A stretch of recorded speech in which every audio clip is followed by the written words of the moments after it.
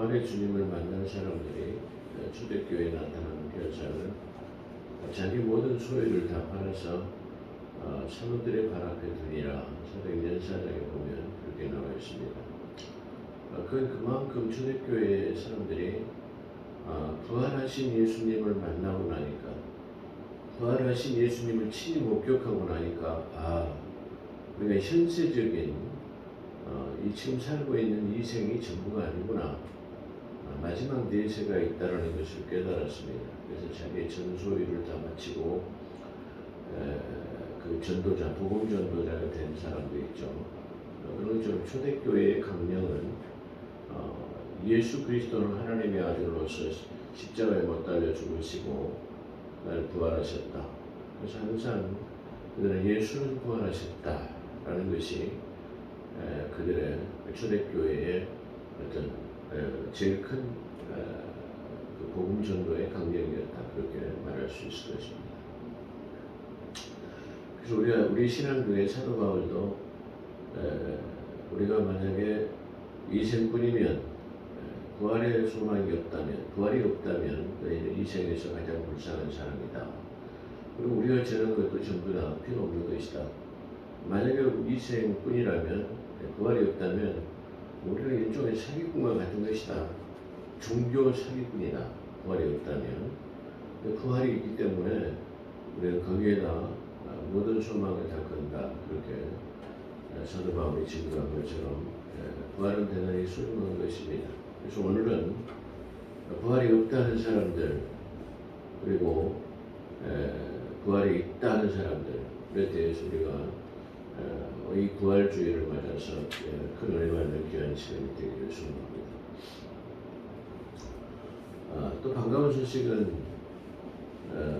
4월 18일 내일이죠.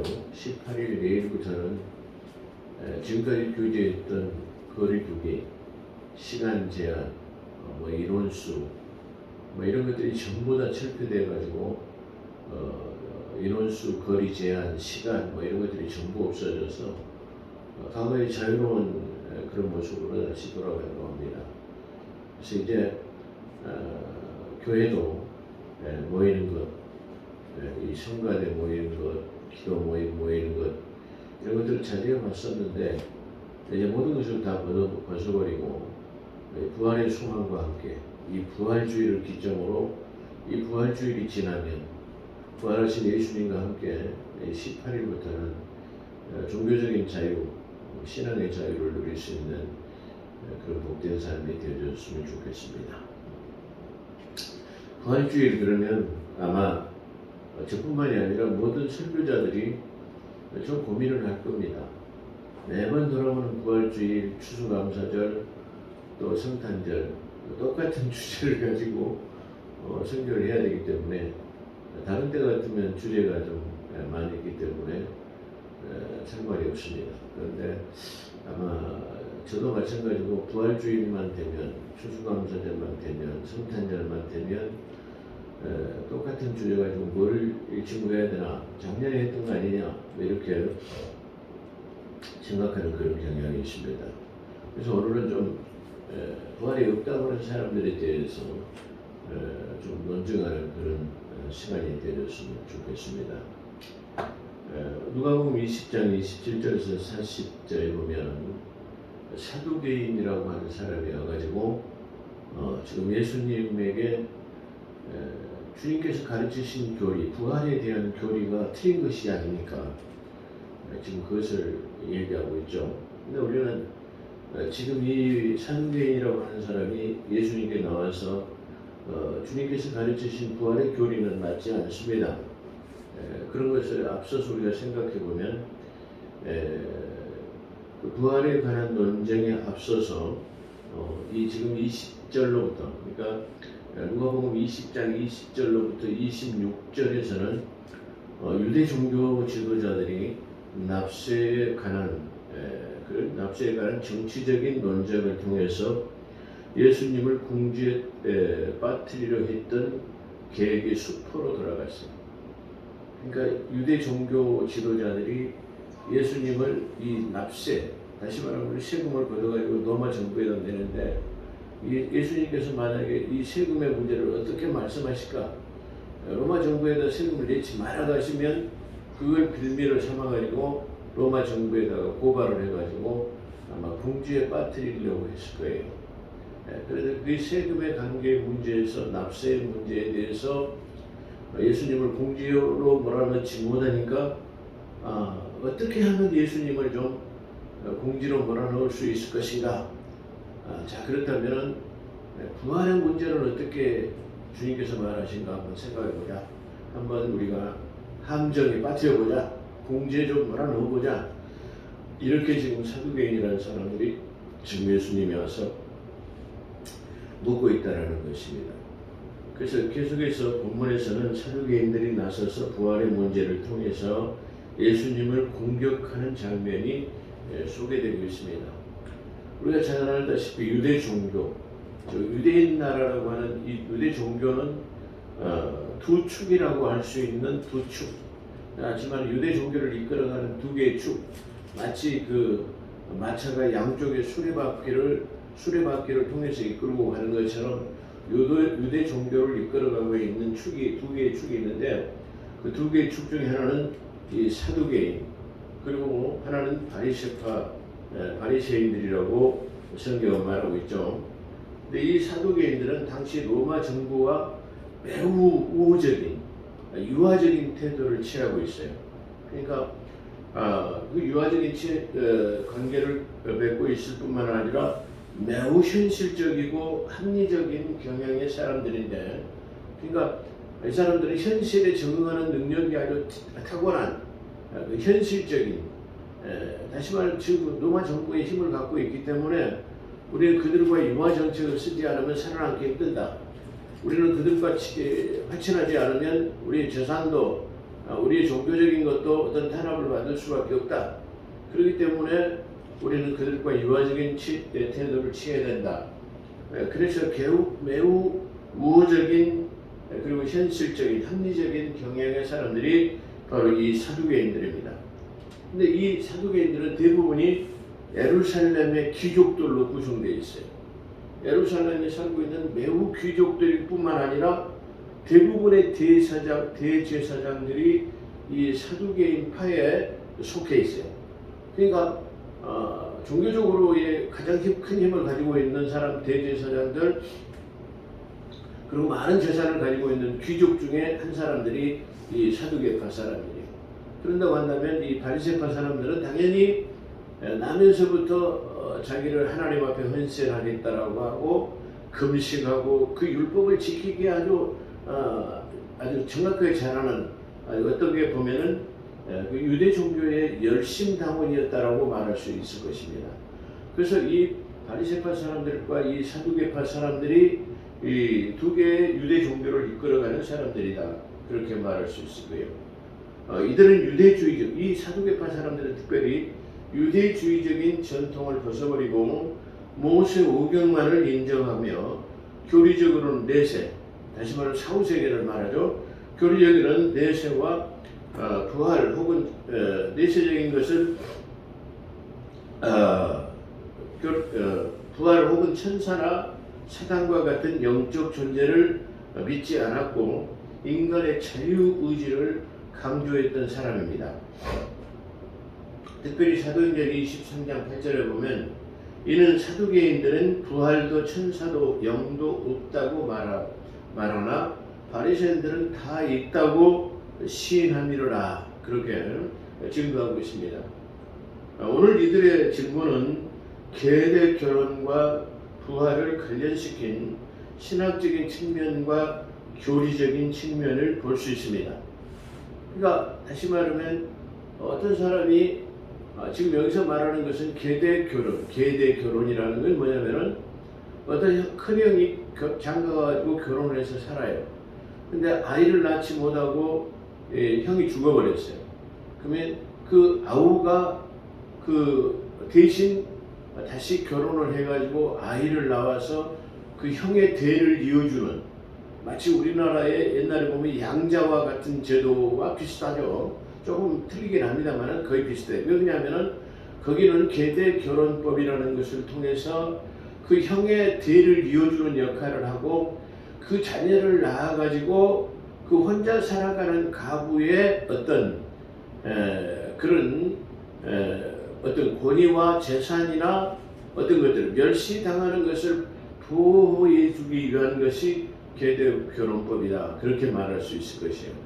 근데 오늘 이 계대결혼법은 성경에서 계대법이라고도 말하기도 하고 기업무룩이라고도 나오고 있습니다.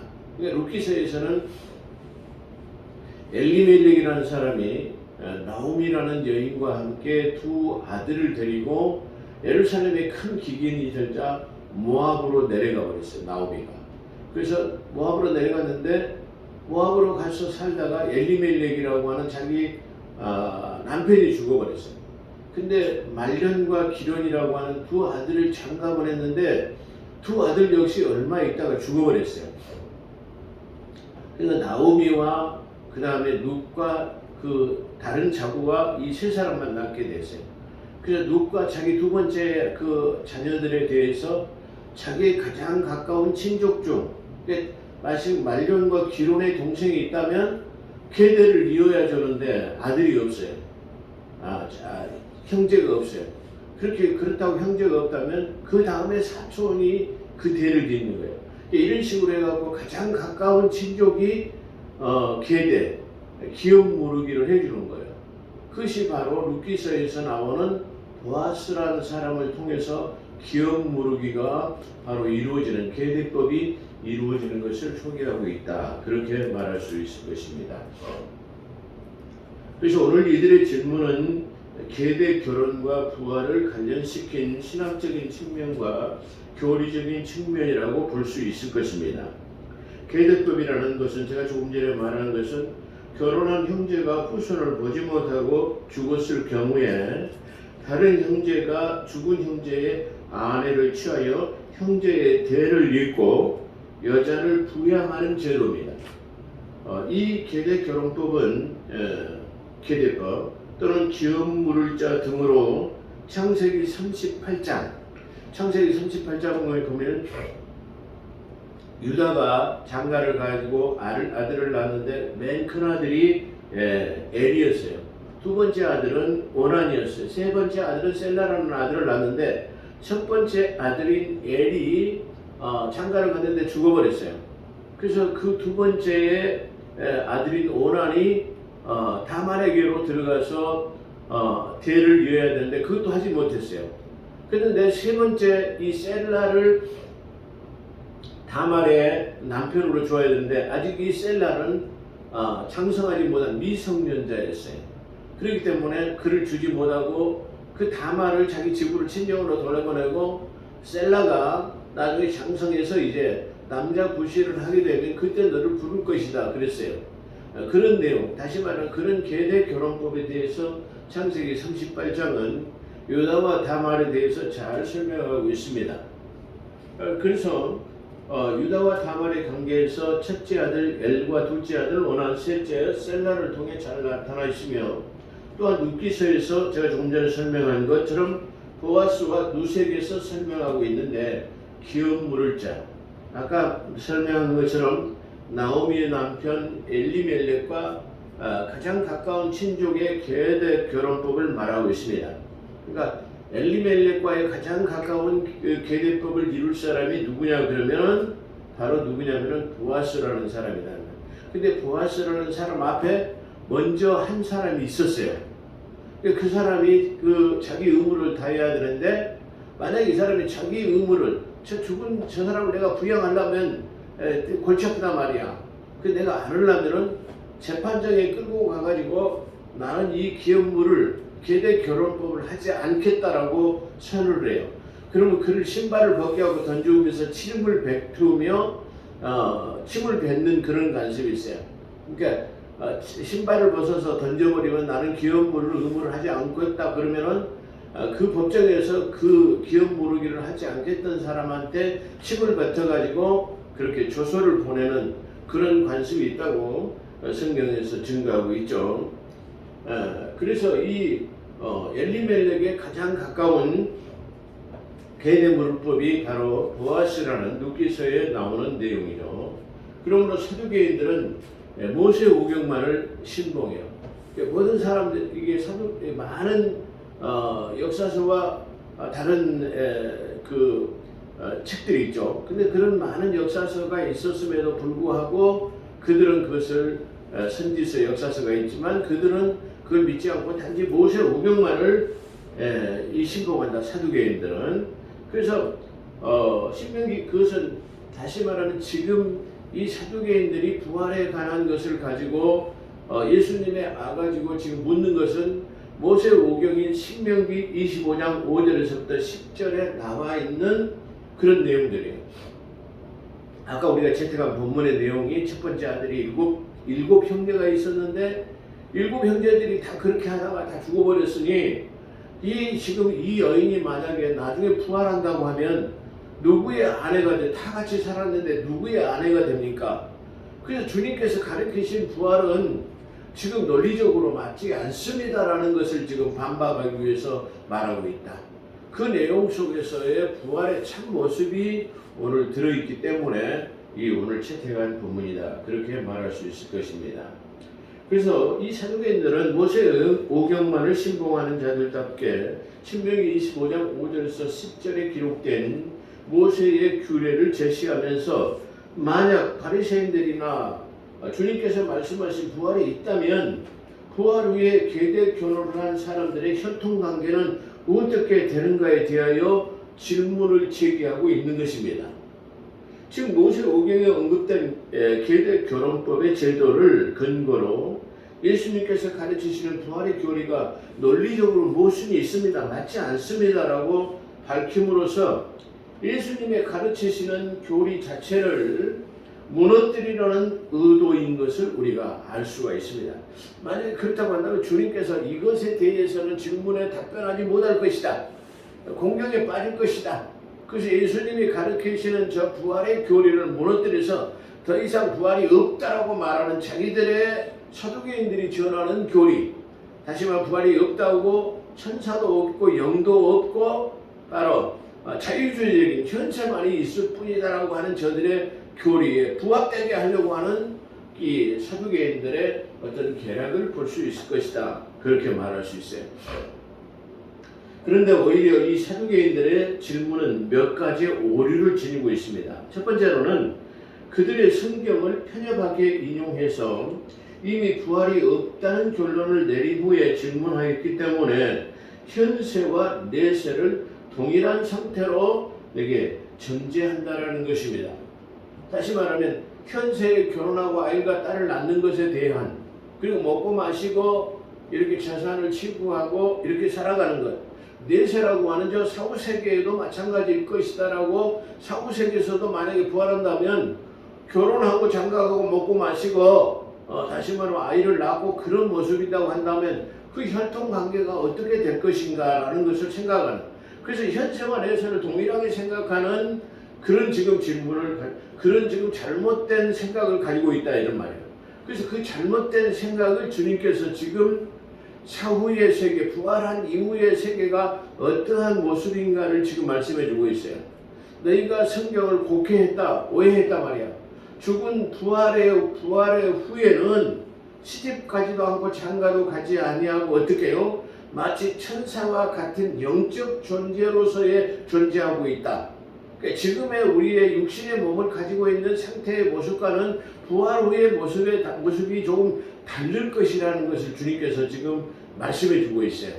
그래서 이 말씀은 바로 이 사두개인이라고 하는 부활이 없다라고 말하는 사람들의 고정관념을 그 한마디로서 완전히 깨트려버리네.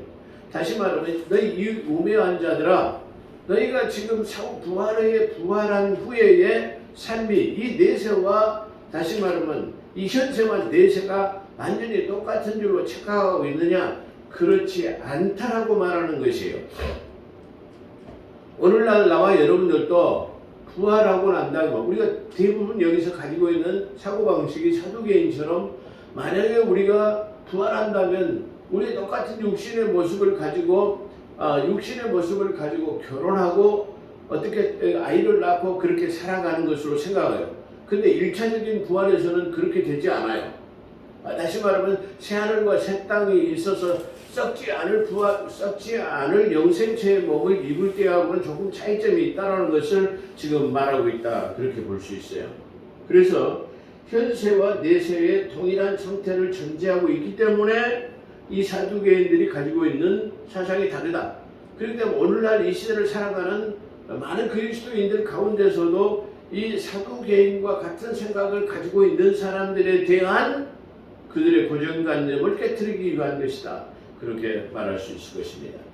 두 번째는 질문 자체가 예수님을 곤경에 빠뜨리려고 한 것이기 때문에 성경의 원래 의도를 무시한 채 자신들의 논리에 맞추려고 하고, 아까 말한 자기 부활이 없다라는 논리적인 것을 맞추려고 하고 있다 이 말이에요.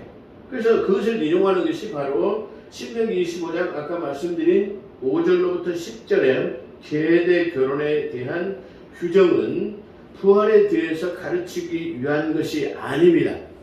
다시 말하면 이 신명기 모세율법에 기록된 것은 부활의 교리, 거기서 부활을 언급하고 있지만 부활에 대한 교리를 언급하고 있지 않는 것인데 이들이 성경을 잘 알지 못하고 곡해하고 있기 때문에 그것을 잘못 인용하고 있다. 그렇게 말할 수 있어요.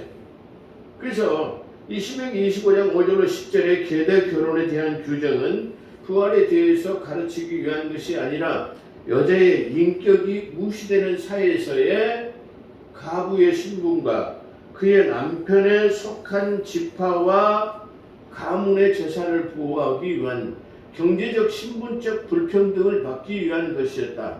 그러므로 성경이 가지고 있는 의도는 부활과는 연결시켜 이해할 수 없는 것들이에요. 잘못 고개하죠. 다시 말하면 이 계대법을 말하는 것은 다시 말해 이스라엘 지파는 각 지파대로의 배분받은 땅이 있어요. 그 또 지파들을 배분받은 땅뿐만 아니라 그 지파에 속해 있는 족장 가문마다의 땅들을 어떤 소유로 물려받았어요. 근데 물려받은 이 소유의 땅이 남편이 죽고 먹고 살기가 힘들고 경작하지 못하면 이 땅을 다른 지파에서 빼앗겨 버릴 수가 있기 때문에 그걸 하지 못하도록 보호하기 위한 차원으로, 그리고 무시되는 그 가부의 인격을 보호하기 위한 것, 혼자 살아가지 않도록 하기 위한 어떤 불평등을 해소하기 위한 것이었다는 것을 우리가 말할 수 있어요. 그렇기 때문에 이들이 가지고 있는 사상과 지금 이 사두개인들이 질문하는 내용과는 전혀 다르고 있다. 그럼에도 불구하고 그 사두개인들의 질문 속에서 부활 후에의 우리의 모습들이 그 속에 나타나고 있다. 그렇게 말할 수 있을 것입니다.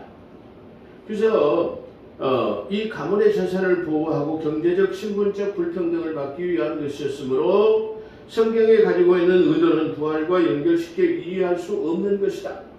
따라서 예수께서는 부활의 상태의 모습을 예시하셔서 사두개인들의 부활에 대한 무지함을 34절에서 36절을 통해서 깨닫게 하십니다. 야, 너희가 곡해있다. 부활 후에는 천사의 영적인 존재와 같이 되기 때문에 결혼하거나 결혼하지 않는다 말이야. 그렇기 때문에 너희가 가지고 있는 생각이 틀리다 말이야. 그러니까 우리는 1차적으로 만약에 지금 우리의 육신의 삶을 벗어버리면 육신은 땅으로 가기 때문에 혼적인 사람과 그 다음에 영만이 낙원으로 가 있게 되는데 영적 존재와 같은 상태로 되어 있는 것이에요. 그렇기 때문에 영적 존재로서는 결혼하지 않는 거예요. 만약에 먹고 마시는 것이 아닌 하나님의 의와 평강을 누리는 것이라고 말하는 것처럼 진정한 낙원의 모습은 지금 우리가 먹고 있는 현세적인 것하고는 조금 다른 모습을 가지고 있다는 거예요. 그걸 우리가 이해해야 된다 그 말이죠. 그래서 부활에 대한 무지함을 34절로 36절을 통해서 깨닫게 하십니다. 부활 후에 결코 결혼제도가 존재하지 않으며 죽음도 없을 뿐만 아니라, 그러죠, 부활 후에는 결혼제도가 존재하지 않아요. 누가 누구를 데리고 사는 것이 없어요. 존재하지 않을 뿐만 아니라 죽음도 없을 뿐만 아니라 사후에 부활체의 삶의 양식이 어떠할지에 암시해 주는 바, 그것은 천사와 같게 되리라는 거예요. 그래서 다시 말하면 우리가 이 현세적인 육신의 삶을 벗어버리고 부활하게 되면 바로 어떤 부활체의 삶은 지금 우리의 삶과 좀 다른 모습을 하고 있고 천사와 영적 존재와 같은 삶을 살게 될 것이라고 그렇게 표현하고 있어요. 그래서 부활은 성도들이 더 이상 세상의 법칙의 지배를 받지 않고 새로운 하늘의 법칙으로 살게 될 것입니다. 그렇죠? 특히 예수님께서는 그들이 신봉하는 모세 오경을 인용해서 부활의 실체를 확증하고 계세요. 37절로 38절 보면 그렇죠? 그 모세 오경을 통해서 그들이 말하는 것을 지금 37절로 38절의 실체를 통해 가지고 지금 그들이 가지고 있는 사고와 다시 말하면 잘못 가르치고 있는 교리를 사두개인들이 알고 있는 것을 정식으로 배척하고 가르치시고 계시다 그런 말이에요. 그래서 이 후에 나오는 내용에 보면 출애굽기 3장 6절에 모세에게 주신 다시 말하면 지금 예수님께서 아브라함의 하나님, 이삭의 하나님, 야곱의 하나님, 모세의 하나님이라고 말하는 것은 바로 너희 조상, 너희가 믿는 너희가 믿었던 조상 아브라함과 이삭과 야곱과 모세 모든 믿음의 조상이 죽어버렸다고 한다면 하나님과 상관이 없다. 그러나 그들이 지금 산자의 하나님이라고 말하는 것은 너희가 말하는 아브라함과 이삭과 야곱도 모세도 지금 살아있어. 그 살아있는 자의 하나님이다. 죽은 자의 하나님이 아니다라는 것을 말하고 있어요. 그래서 지금 모세를 여기서 언급하고 너희가 모세가 주신 그 모세 오경을 믿느냐? 그렇다고 한다면 모세는 지금 죽은 사람이 아닌 살아있는 사람이다라는 것을 말해요. 그래서 아브라함과 이삭과 야곱을 말하는 것을 현세적으로 지금 표현하고 있다. 그렇게 말할 수 있어요. 그래서 여기서 예수님께서는 그들이 신봉하는 모세 오경을 인용해 부활의 실체를 확증하고 계신데 출애굽기 3장 6절에 모세에게 주신 하나님의 언약을 말하는데 하나님께서는 아브라함, 이삭, 야곱의 하나님이라는 표현은 과거형이 아닌 현재형으로 표현하여 이 조상들이 죽어 없어진 존재가 아닌 지금도 하나님의 언약 백성으로 살아있는 존재임을 말씀하고 계신다. 그런 뜻이에요. 다시 말하면 우리가 흔히 생각할 때 이들이 모세의 오경을 신봉하면서도 자기 조상들은 다 죽었다라고 생각하기 때문에 다시 말해 그 존재를 믿지 않는 거예요. 근데 하나님께서는 지금 죽은 자의 하나님이 아니다 말이야. 너희가 믿는 아브라함과 이삭과 야곱은 지금도 살아있는 그런 현세적인 지금도 살아있기 때문에 그 살아있는 하나님이다. 죽은 자의 하나님이 아니다라는 말이에요. 누구나 죽어버리는 존재의 하나님이 아니다. 살아있는 부활을 믿는 사람들의 하나님, 그 부활한 사람들의 하나님이라는 것을 말하고 있어요. 만약에 우리가 죽어서 부활이 없다 그러면 하나님 우리의 하나님이 아니에요. 그렇잖아요. 그것을 지금 설명하고 있다 이런 말이에요. 이게 대단히 우리가 이 성경을 잘못 곡해하는 부분들을 오늘 이 사두개인과 예수님의 대화 속에서의 우리의 불신이나 우리가 잘못 알고 있는 부활에 대한 것을 다시 한번 일소해버리고 깨끗하게 정립할 수 있는 그런 귀한 시간이다. 그렇게 설명할 수 있을 것입니다. 그래서 조상들이 죽어 없어진 존재가 아닌 지금도 하나님의 언약 백성으로 살아있는 존재임을 말씀하고 계십니다. 결론입니다. 35절에 부활에 합당한 자라 말씀하신데 부활에 합당한 자. 부활에 합당한 자는 누구죠? 선한 행동을 하고 예수 그리스도의 그 하나님을 믿는 이신측이라고 하는 하나님을 믿음으로 인해서 부활에 참여한 자들이 합당하는 자예요. 어떤 사람들이 부활에 합당하느냐?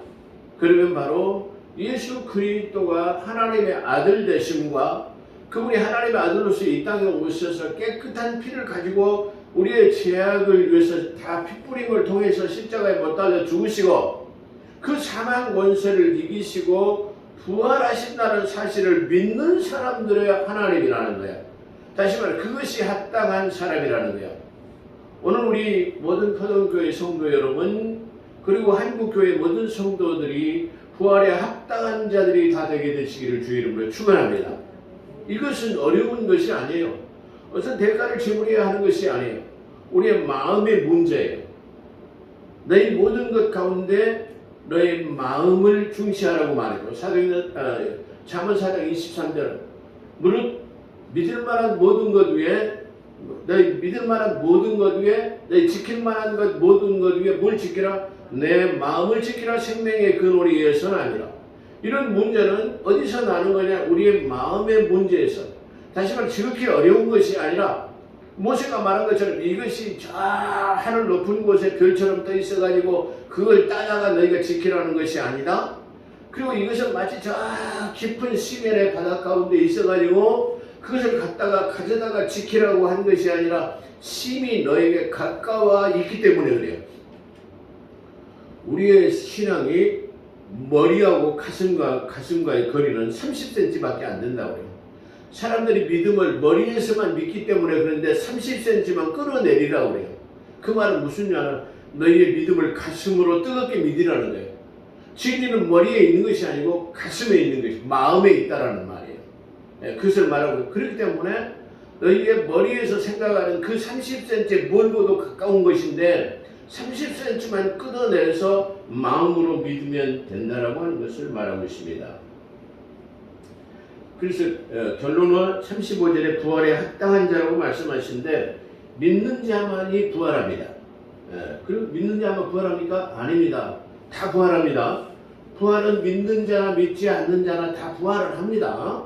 부활을 해요.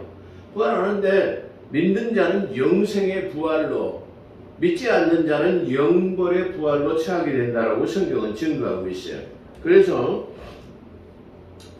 오늘 요한복음 5장 29절을 보면은 선한 일을 행하는 자는 생명의 부활로 악한 일을 행하는 자는 심판의 부활로 나오리라 그랬어요. 자, 그러니까 우리는 선한 일을 행하고 예수 그리스도를 믿는 사람들은 이게 생명의 부활로 영원한 생명의 부활로 얻게 되는 거예요. 그런데 여기서 악한 일을 행하는 사람들도 부활을 하기를 하는데 왜 부활을 하느냐?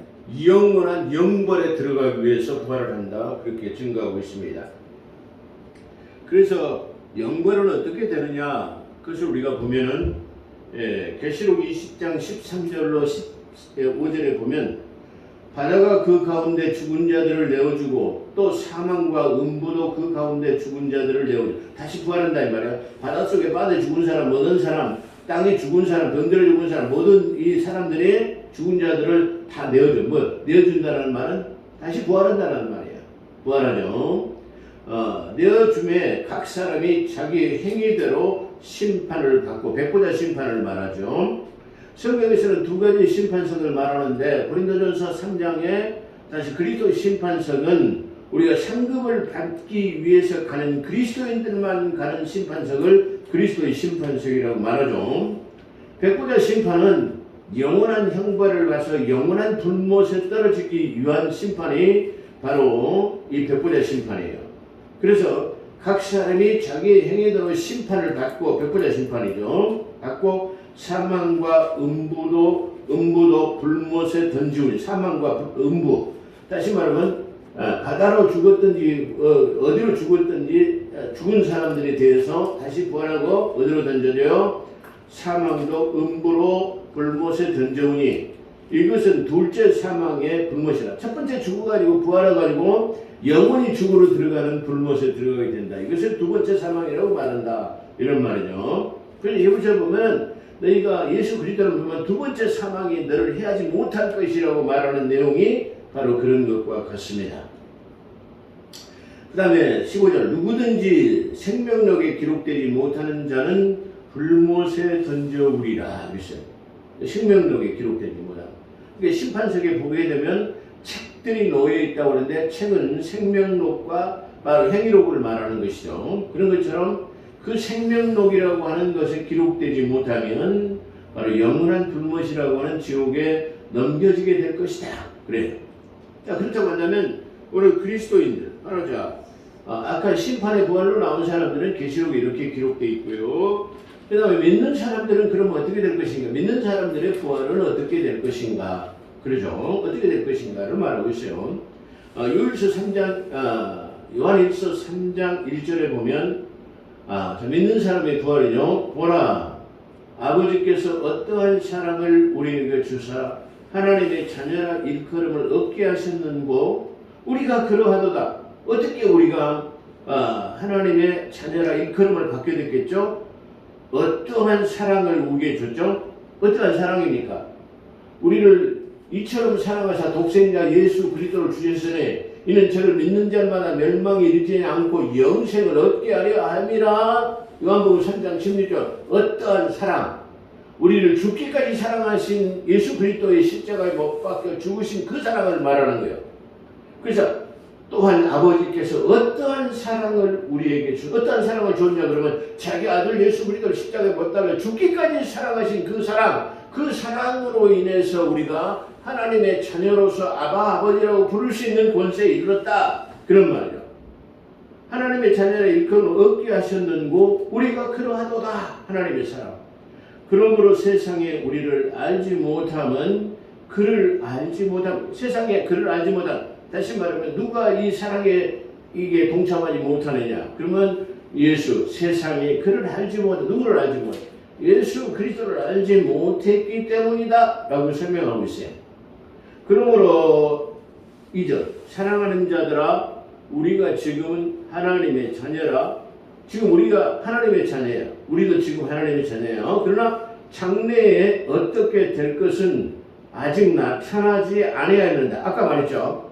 지금 아까 이 사두개인들을 통해서 누가복음 20장 27절에서 40절에 있는 내용을 통해 가지고 막연하게나마 우리가 영적 존재와 같은 사람으로 부활하게 될 것이라는 것을 알지만 여기서 사도 요한이라고 하는 사랑의 사도는 지금 그것을 어떻게 말하고 있느냐 그러면 우리가 하나님의 자녀인데 장차 어떻게 될 것은 아직 나타나지 않았기 때문에 우리가 확실하게 보지 못했기 때문에 알지 못한다.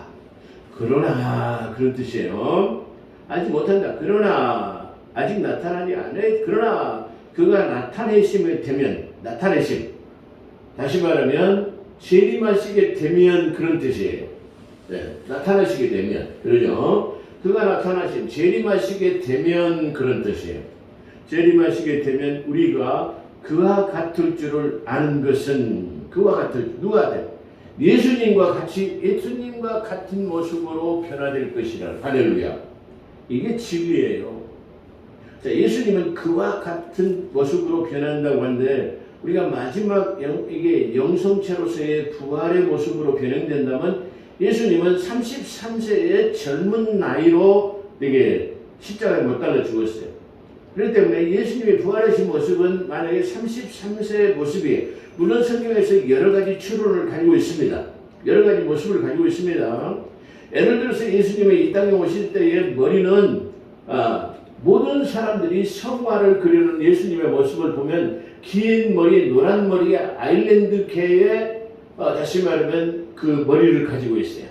예, 그 노란 머리죠. 근데 그 머리를 예수님의 모습으로 그리고 있어요. 근데 성경에 보게 되면 예수님의 머리는 아주 까만 곱슬머리였다라고 성경은 증거하고 있어요.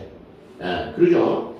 자, 그 다음에 부활하신 후에 예수님의 모습은 마치 이 머리털이 금발, 백발이 돼가지고 머리가 하얀 양털 같은 모습으로 변형되어 있다고 성경은 말하고 있어요. 자, 그런 것처럼 우리가 이 성경을 통해서 우리가 많은 정보를 얻고 있는데 우리는 이런 주님의 모습에 대해서도 많이 공부하지 않고 있어요. 근데 성경에서는 지금 이렇게 증거하고 있어요. 그가 나타내심이 되면 우리가 그와 같을 줄을 아는 것은 그의 계신 그대로 볼 것을 인함이라. 할렐루야. 다시 말하면 부활의 모습을 지금 정확하게 우리에게 정보를 제공해 주고 있다. 그런 말이에요. 그렇기 때문에 우리는 오늘 이 누가복음 20장의 사두개인의 내용을 통해서 부활에 참여하지 부활이 없다라고 하는 자들의 결과를 불못이라는 것, 백분의 심판을 통해서 영원한 심판을 받기 위해서 부활할 것이고 우리는 바로 요한복음 5장 29절에 말한 것처럼 우리는 영생의 생명의 부활로 나오게 될 것입니다. 그러면은 믿지 않는 자는 부활해가지고 저 불못에 가기 위해서 부활하게 될 것이고 우리는 믿는 사람은 부활하게 되는데 영생을 얻기 위해서 부활하는데 부활 후의 모습은 어떻게 될 것이냐라는 것을 오늘 요한일서 3장 1절로 2절에서 우리는 말하게. 다시 말해 우리가 어떻게 하나님의 자녀가 됐느냐. 그의 사랑하신 하나님 아버지의 우리 죽기까지 자기 아들을 이 땅에 보내셔서 죽기까지 사랑하신 그 사랑의 힘을 통해서 우리가 하나님을 아바 아버지라 부르게 됐고, 그 아바 아버지라 부르게 된 자들은 마지막 재림 때 아까 그가 나타내심이 되면 우리는 그와 같은 모습으로 변행될 것이다 라는 것이 부활의 모습으로 오늘 나타나고 있습니다. 사랑하는 성도 여러분, 그러므로 우리는 이생뿐 현세적인 것뿐만 아니라 내세라고 하는 사후세계에서의 영원한 생명을 가지고 있다는 것이 우리가 하나님 아버지를 믿는 믿음의 보상으로 영원한 생명이 주어졌다는 사실에 대해서 어떤 것으로도 바꿀 수 없는 귀한 생명을 부여받은 하나님의 자녀임을 자각하고 이 부활의 소망을 가지고 살아나가는 그런 복된 삶이 되시기를 주의 이름으로 축원합니다. 그래서 이 요한일서 3장 3절에 보면 주를 향하여 이 소망을 가진 자마다 그의 깨끗하심과 같이 자기를 깨끗하게 하시느니라. 아멘. 기도드리겠습니다. 거룩하시고 자비로우신 하나님, 오늘 부활의 아침을 맞아서 부활의 소망을 오늘 다시 한번 단단히 하나님 아버지 붙잡을 수 있도록 함께 하신 아버지께 감사드립니다. 우리가 천하를 얻고도 많은 재물을 얻는다 할지라도 우리의 생명이 끝나버린다고 한다면 그 많은 재물이라 우리가 얻었던 명예와 부는 아무것도 아닌 헛된 것이 될 수밖에 없습니다. 그러나 하나님께서 저 영원한 생명을 하나님 우리에게 부여하시고 그 생명을 가지고 이 땅에 살아가면서 하나님의 자녀답게 살게 하신 하나님의 뜻을 오늘 이 부활의 아침에 다시 한번 새겨봅니다. 하나님 우리 생명 다하는 그날 육신의 생명 다하는 그날까지 하나님의 자녀로서의 삶이 아름답게 살아가는 복된 삶이 되어질 수 있도록 늘 충만한 은혜를 내려주심 감사하며 우리 구주 예수 그리스도 이름으로 감사기도 드리옵나이다. 아멘.